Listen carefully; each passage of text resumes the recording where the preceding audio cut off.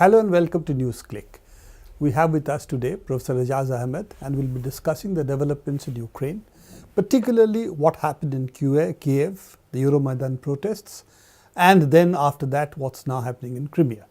Ejaz, do you think this is the beginning of another version of the Cold War? I think it's a moment of great intensification in a process of building towards a new Cold War that started very soon after the dissolution of the Soviet Union. And in fact, some of the senior people like Kennan and others in the United States, who were great exponents of the First World War, had warned against it by 1993, that if you try to expand into the areas which were formerly part of the Warsaw Pact, you will be initiating a new Cold War, and sooner or later the Russians will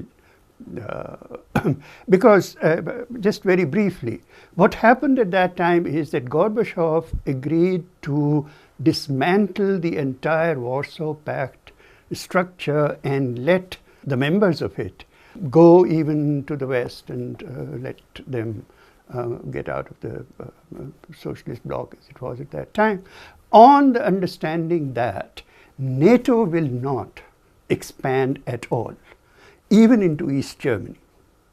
That even though there might be unification, in fact it was during the talks over unification that it was understood that even though there might be unification and Warsaw Pact troops would leave East Germany, there was a clear understanding that there will be no Western military structures replacing them, and the same was agreed upon about the other countries that were emerging out of the former Soviet Union. This began to be reversed actually under Clinton.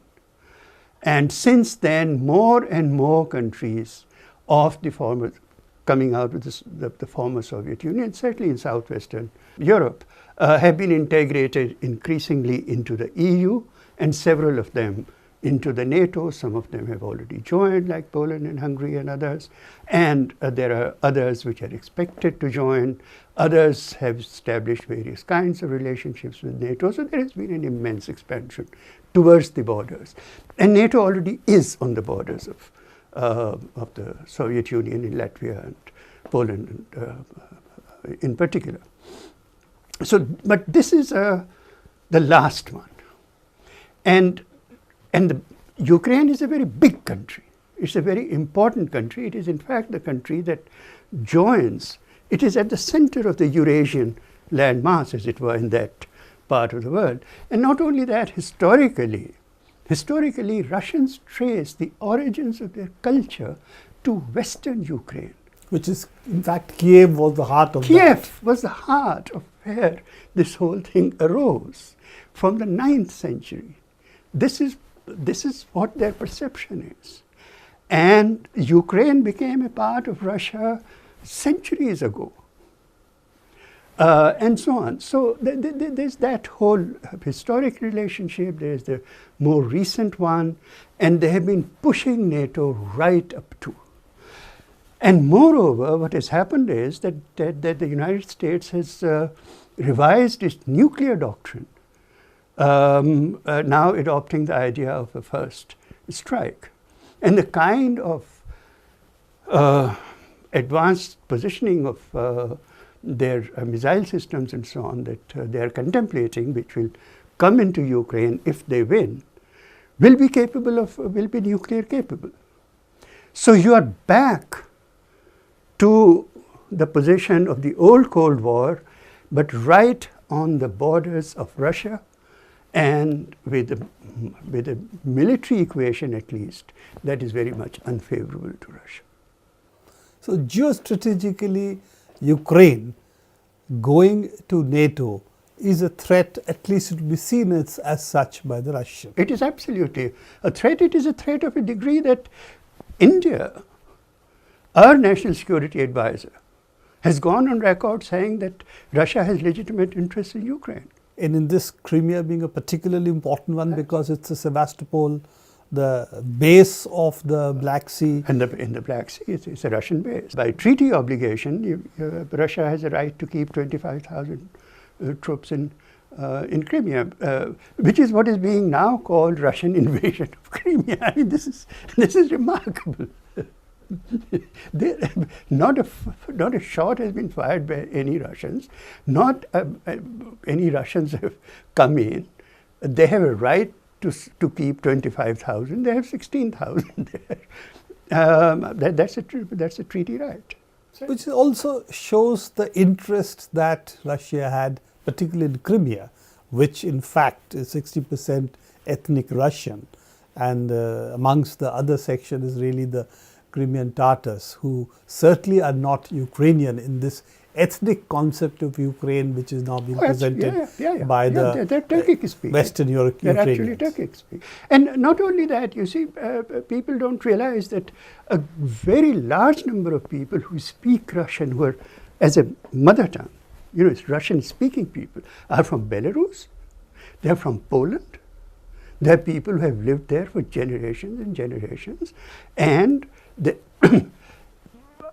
a lot of the West Ukraine speaks Russian as their sort of language, and there's a Russian language media in Kiev. Now, two things have happened after the fall of the President Yanukovych, and we'll come back to how that happened. One is that, of course, that Russian language, which had a certain associate status, has now been removed from that. And though the final decree has not been signed by the acting president, again, question mark of what is an acting president of, but at least supposedly this has not been signed, but in practice it's really taking place. The websites have taken off Russian, whatever Russian material was there. And the second issue is that we already are seeing that Russian language television has also been stopped. And you see the people who are now virtually dominating the whole thing, which are the neo-Nazis, they have a structured position on that they want what they call a Ukrainian Ukraine. Now, a milder version of it, Latvia, where there are no neo-Nazis in power, there, if you are not a Latvian-speaking Latvian, you only have an alien passport. You do not have a citizenship of Latvia if you do not pass some very stringent language tests. This business of, linguistic fascism is what I call it, happened in Croatia, this happened in Serbia, it happened in Latvia. In Latvia, it has happened to the Russians. It's about 45% of Latvia speaks Russian. It has already happened. So people in that part of Ukraine are frightened as to what is going to happen to them. They're going to become second-class citizens, even linguistically and culturally. And the next two generations, they won't be able to get jobs, they won't be able, and so on. You talked about the fascists in power. Officially, of course, this is Yulia Tymoshenko's party, which is leading the so-called Kiev government or the Kiev dispensation. The 7 ministers from Svoboda and Pravi sector, the two fascist formations, both of which trace their lineage, as you said, to the Ukrainian ethnic nationalism of Stephen Banderas. Now, this is the current dispensation, which seems to be heavily weighed in favor of the fascists because they hold the guns. Yeah, I think calling them nationalists is a device of Western propaganda. There are extensive evidence of what their beliefs are. As of 2010, the party's website is so anti-Semitic. It is, as of 2005, they had a research center named after Goebbels. So, calling them right-wing nationalists is whitewashing them. It is interesting. Leading members of these groups have been banned in the United States very recently. As late as 2013. As late as 2013. And that's Yanukovych, who is now I think the deputy prime minister of the Kiev regime. Banned last year. European Parliament has a resolution passed when these people entered Parliament. Yes, against Svoboda. EU against Svoboda, right? Yeah. Now, they're not just in members of cabinet. If you look at it, Defense Ministry and the national security establishment is exclusively in their hands, which is what they want. You know, you can take agriculture or whatever. Industry, there's hardly any industry invested in Ukraine anyway. So you take industry ministry.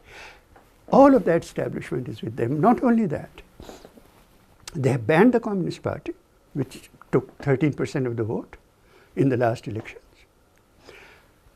If they also, either lose Crimea territorially or do the kind of things that they are doing,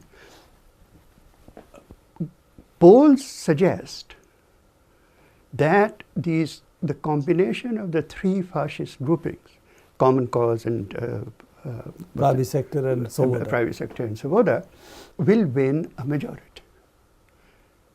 They can form government through the next parliamentary elections if the communists and the Crimean opposition is disfranchised.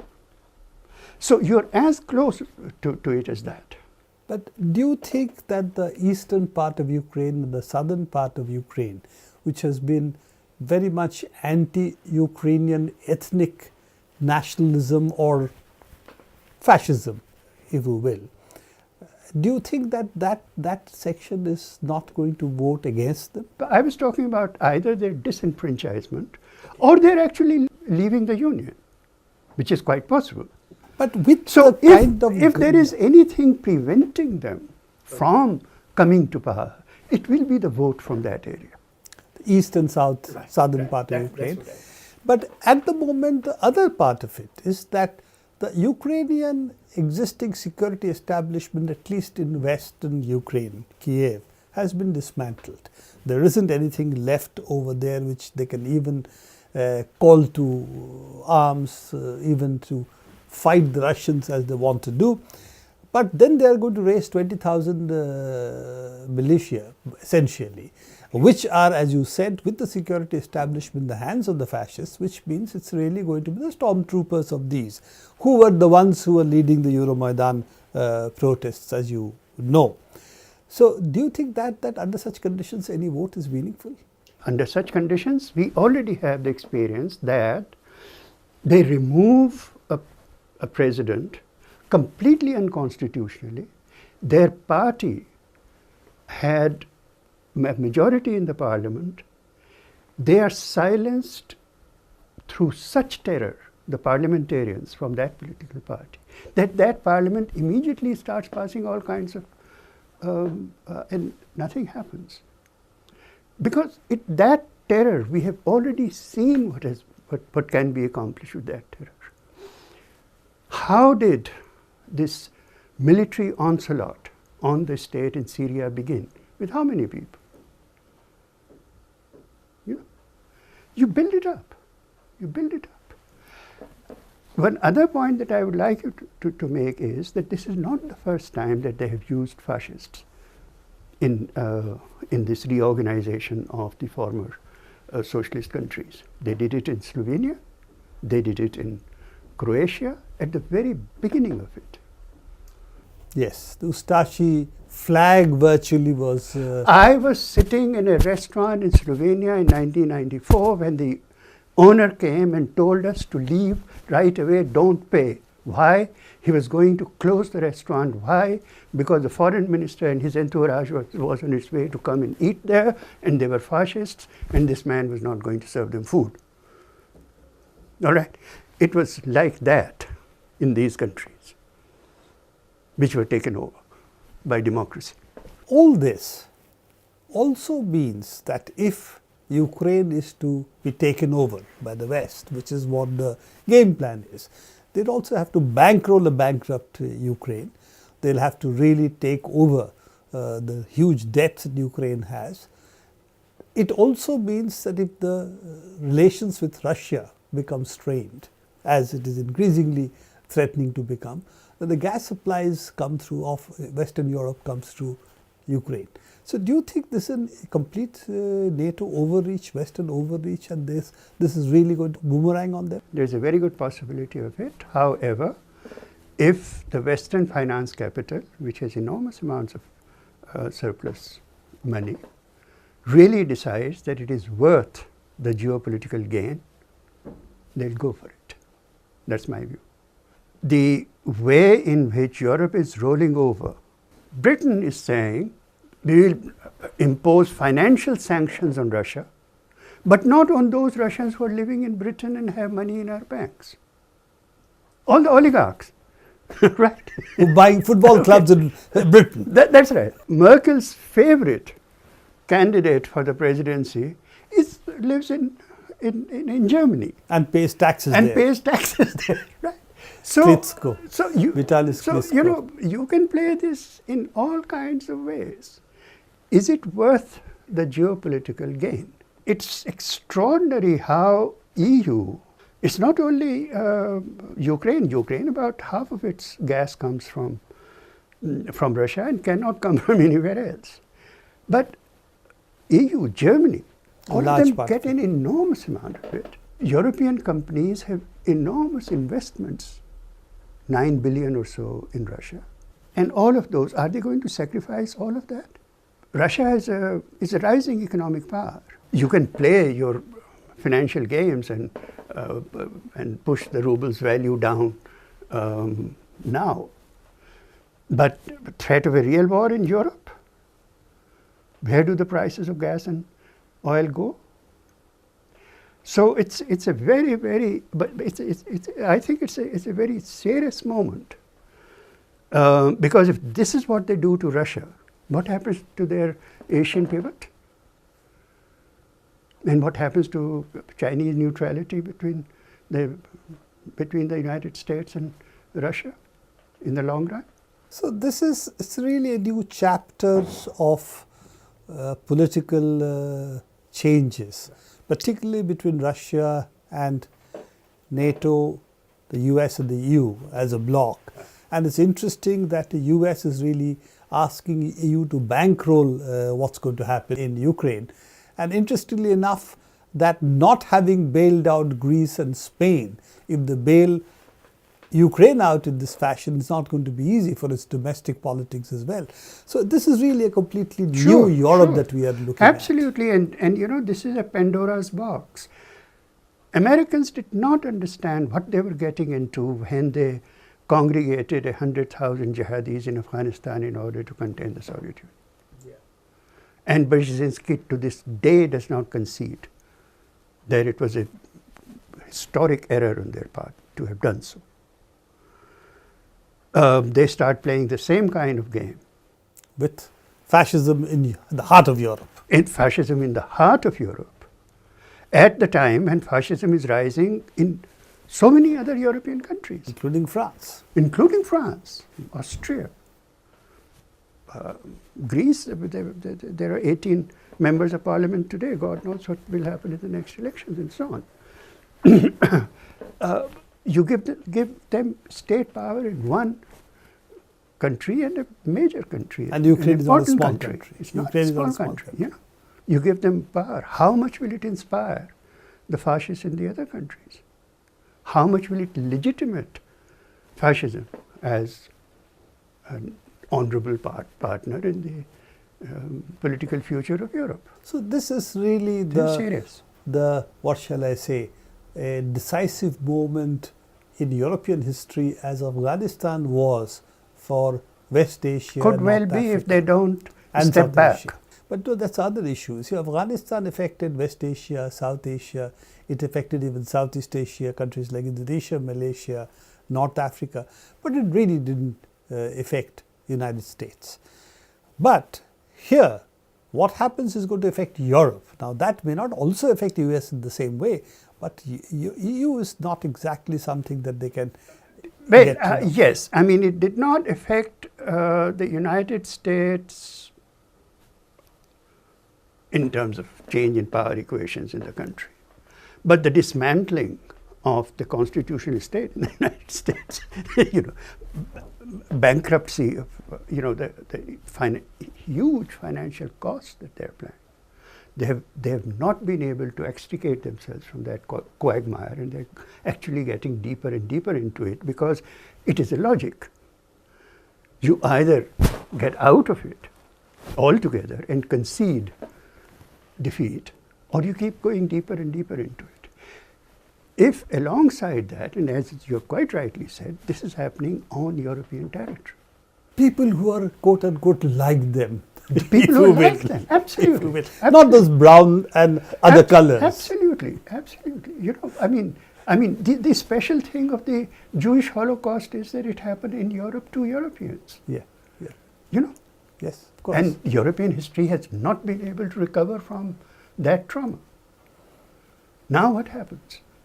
Last question, and this is something, of course, we'll have to have a deeper discussion at some other time, but just for your reference and your opinion, that while it shows that the American imperialism is weakened, that it's not able to control past territories it seizes and remake them as they want, but the military ability to break up countries, the strength of imperialism to actually destroy other countries has actually grown.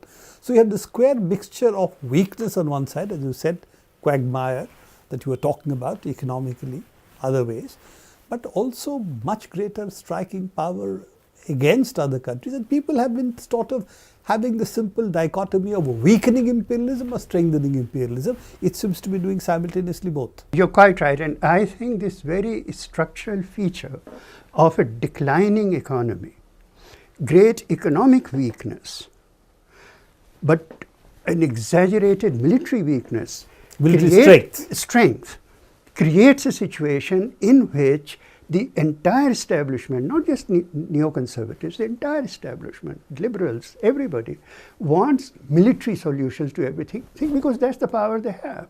Interesting. We must really come back and discuss this one day. This is an interesting dichotomy we are seeing at the heart of imperialism. Weakening on one side and strengthening on the other. Yeah. And people have been looking at partially one or the other and not both together.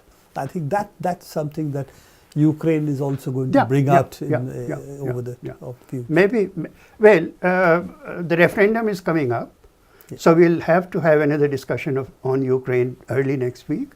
At that time, again, maybe we can bring this up, this whole question of the imbalance between military and economic power of the great imperial center. Thanks, Ajaz. Good to have you with us. And we will, as you said, come back and discuss the Crimean referendum, which is now in the offing this Sunday. Thank you very much. Thank you.